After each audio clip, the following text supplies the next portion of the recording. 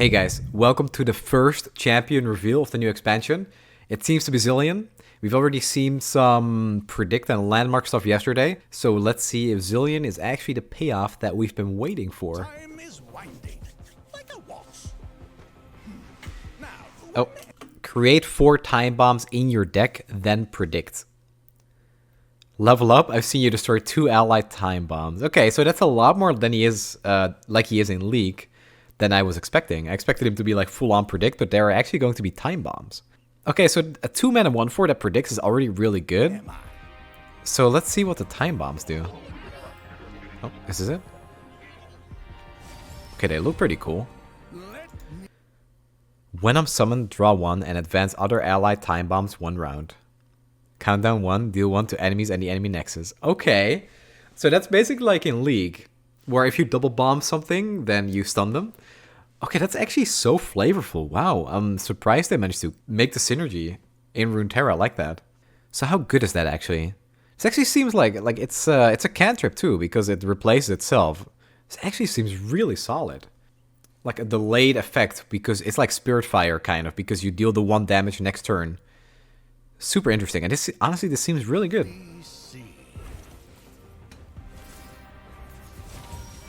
It is now as it would be then. Of course, there's Kahiri in the deck. Wow.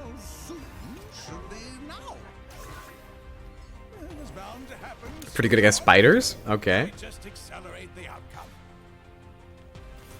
This music is way too epic. Time waits for no one. No one but me. Can't kill Ian the Zilean. Oh. Round start. Create a fleeting copy of each non-fleeting card I saw you play last round. What? Wait. So you get to replay every card they used the last turn. That's so good. What? Oh my god. That lets you create more time bombs too. Wow, there's so many ways to use that. Okay, but the one thing is, you can only create 4 time bombs in your deck by playing Zilean, unless there are more ways to shuffle time bombs. It seems pretty tight to Zilean though. I mean, 4 doesn't seem like that many, so you basically have to play a predict deck to get all those time bombs. Which is weird, because we saw like these advanced landmarks yesterday too, but this just seems to be predict synergy. Wow. Okay, this is not what I was expecting at all. Haven't I been here before? Scrying Sand, burst 1 cost, predicts, give an enemy -2/-0 this round for 1 mana burst. This is crazy. Wait, this card is so good. This might be a Shurima staple. This is like a tiny troll chant. And we know how good Troll Chant is. Okay, so with most regions, you have to play around their 2 mana combat tricks, like Troll Chant, Sharp Sight, even like it used to be Transfusion. But for Shurima, it seems to be 1 mana burst, like Shapestone and Scrying Sands. Okay, I'm already going way too in-depth, but this is a very, very good card.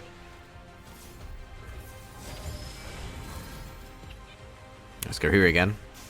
You'll love to see it. In predict.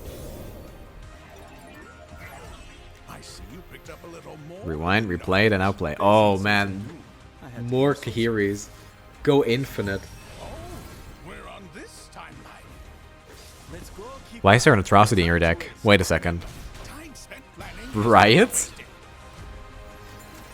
No, I want atrocity nerve. Don't put them in your reveals. No. Okay, I mean, it's pretty sweet when you do it on Kahiri, but come on, man. Alright, that was pretty awesome. Alright guys, let's jump into all the revealed cards and let's give them a rating. Okay guys, so here we are with the revealed cards. These are the cards that got released as a bit of a teaser for the new expansion, so this was 2 days ago on the 26th. First off, we have Blade, which seems to be an Aurelia created card. It's not main deckable, so I can't give that a rating. So I'm just going to skip that for now. And then we're going to go to the Clockwork Curator. We did see that in the reveal trailer of Zilean. So it's a 2-mana 2/2, play Advanced and Allied Landmark 2 rounds. I think this card is very, very interesting. I actually think that right now, if Talia was better than she is and actually had decks that were a little bit playable, which she doesn't right now, I'd say this card would definitely see play in a deck like that, and it would be pretty mediocre. It's not like something amazing because on turn 1 you don't really play a landmark except maybe the Ancient Preparation, which is funny because if you play that Ancient Preparation on turn 1, you can play the Clockwork Curator on turn 2 and you get 2 of those little clocklings. It's pretty nice. It's not huge value though. Obviously, this would be much better on something like a Frozen Thrall. It does seem like this card would fit in a deck like that in case you miss out on Draglorn. So it could give that deck a little bit of consistency, but I don't see this card blowing any deck like from tier 3 to tier 1. So because it's kind of niche in its usage, and I don't think even in a deck it finds play in, it's going to do amazing things. I still think it will find a home in those decks. So I'm going to start by rating this card 3 suns. And then we have the king or queen of the expansion already revealed so early. Chip, a 1-mana 1/1. Once you've summoned a landmark this game, grant me +2/+2. In case some people missed it, the last 2 days that I streamed, the entire stream was just in the spirit of Chip. Everything was about Chip. I even put like a little render over my actual Guardian with an image of Chip to show my support. I don't know, I love this card. He's cute. He's going to be very, very good in landmark decks. Like, we've seen Malphite, and I think Malphite is going to be the pairing for Talia. And Chip is obviously going to be played in that deck. Cuteness, I've heard his voice too on some voice files. Absolutely adorable. Pretty good card. It's going to find home in decks unless the cards absolutely suck, which could happen, but I don't think so. 5 suns. Next up, we have the cards that got revealed yesterday on the 27th. These cards were really strange because we had no idea what purpose they serve because we didn't see Zilean yet. So it was kind of a guessing game at that point. The cards look pretty cool, but we'd have to see their payoff to actually rate them. And, well, we just got that payoff right now, or we've just seen it, kind of. Zilean seems to be more of a predict card than a landmark card, so Preservationist might still be meant for Talia and Malphite decks. We don't know yet, but I'm going to start by saying that Preservationist is a pretty bad card. It seems just much worse than the Clockwork Curator. Clockwork Curator advances by 2 rounds, costs 2 mana for 2/2. This only advances a landmark by 1 more round for more than double the cost and double the stats. Okay, so in the late game, you're going to be pretty happy using this on something like a Frozen Thrall. I keep mentioning Frozen Thralls because those are the only landmarks we know of right now. I do have a suspicion that Malphite is actually going to be like a countdown landmark, though. I think that would, like, think of like Pursuit of Perfection. Instead of having to play 20 different cards, it will just be like you play Malphite, it's going to be a countdown 20, and then you summon a 30/30 with Overwhelm. That'll be Malphite. And then in decks like that, you might actually play the Preservationist, and it'd be pretty good. But aside from that, I don't think that's going to happen, and I can't rate a card based on assumptions of what I think a card's going to do. So I'm actually going to rate this card 1 sun. I don't think it's going to see play anywhere. Then we have the Clock Hand. 8 mana 4/7. When I'm summoned, create 2 instant sentries in hand. So when we think of other 8 mana cards that try to close out games, I think of Captain Pharaon. Captain Pharaon is an 8/8 with Overwhelm and gives you 2 decimates. That pushes so much damage. So I'm expecting the Clock Hand to be able to finish a game for landmark decks. So you get 2 instant sentries and you can pick what they do. You can either create a random landmark with countdown or advance a landmark 4 rounds. So if you have a Frozen Thrall with countdown 8, you can use both instant sentries and instantly pop it. But if you don't have a landmark on the board, you can still choose to just create one in your hand. Oh no, sorry, summon one even. Oh, that makes it even better because you don't even have to pay the mana cost for a landmark. Okay, well, so the comparison with Pharaon, I think that's pretty fair. I think this card will help you close out the game.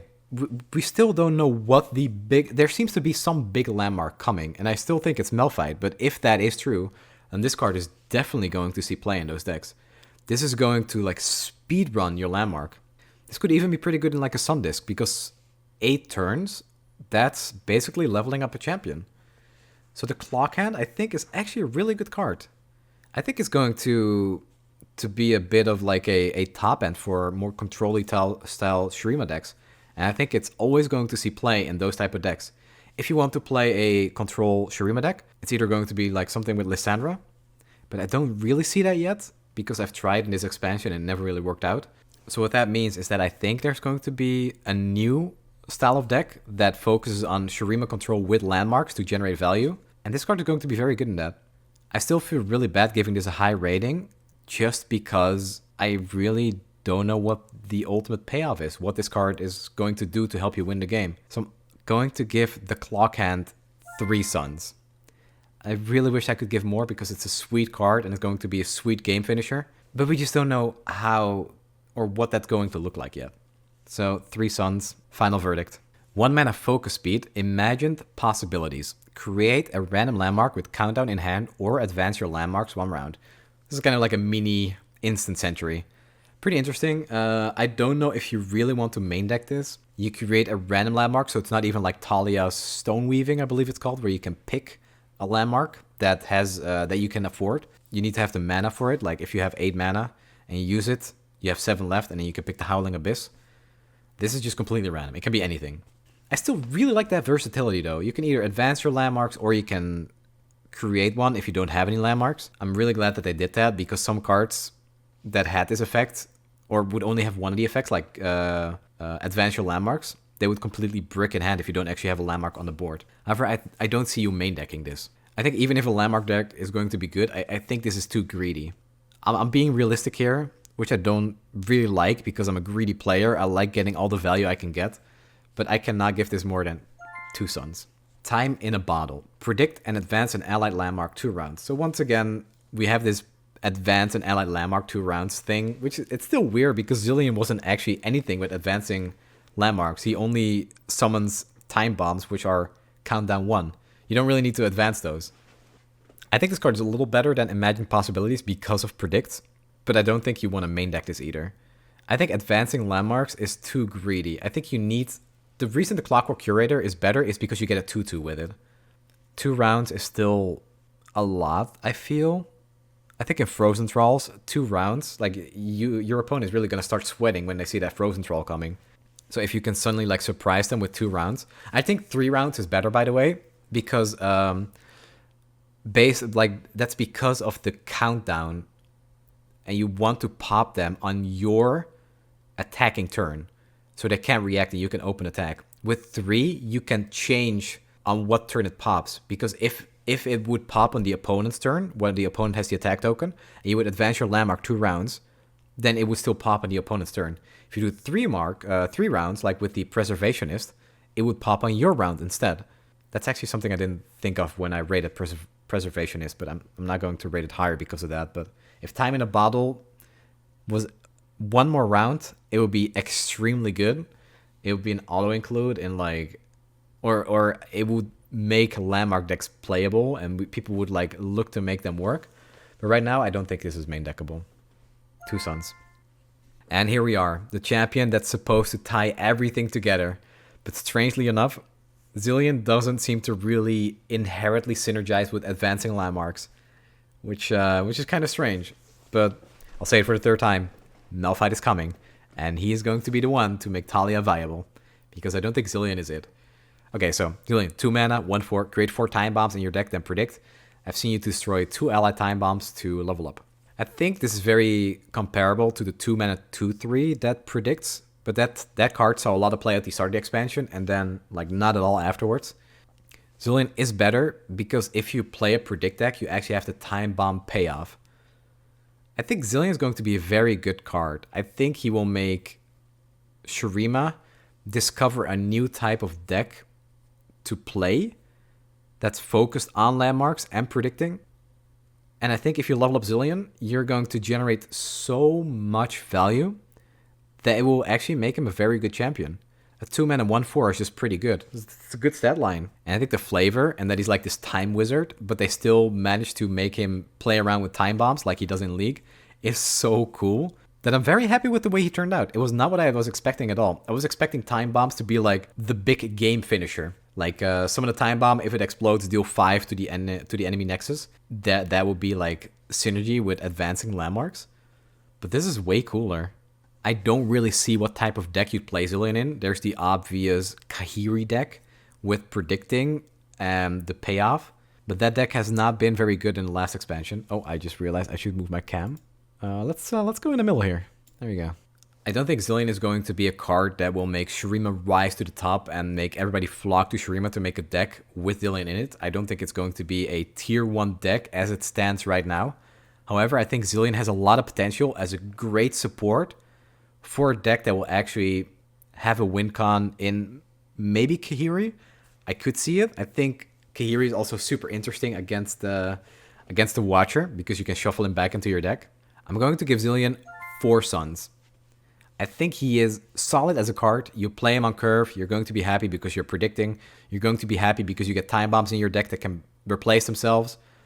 And yeah, he's going to be a fantastic support and setup for a deck that tries to do bigger things, and he's going to make that win con a lot easier. Next up, we have a card that I think is absolutely insane. 2 mana 1/4, Soothsayer. When I'm summoned, grant allied champions and landmarks spell shield. This card is so good, and it's crazy that we now have a way to give landmark spell shield. The Sun Disk will no longer be just destroyed by a Desert Naturalist or something, or a Scorched Earth. They will actually need 2 landmark removal cards, which a lot of people don't even run. Most people just run 1 landmark removal, and that's it. With this card, you need 2, and you need to have them both in hand. Nobody likes having 2 landmark removals in hand. That's just terrible.